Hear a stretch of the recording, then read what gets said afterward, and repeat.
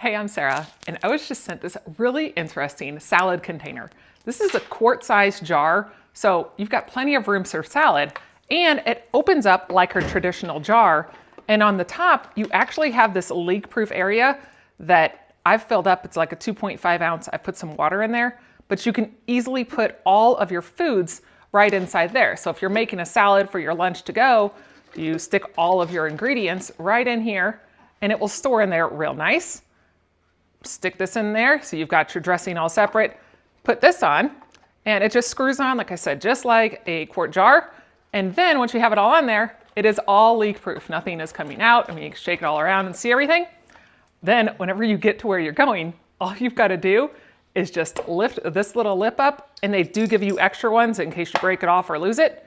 But you just take that off, open it up, and it's got a flat bottom. So now you can actually sit there and enjoy your salad and eat everything.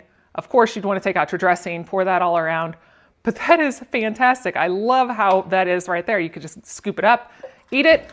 Then whenever you're done, you just simply put that back on there, seal it up, and you are ready to go. This is a great way to bring your food with you, have it all separated, nice and convenient, microwave, dishwasher safe, ready to go.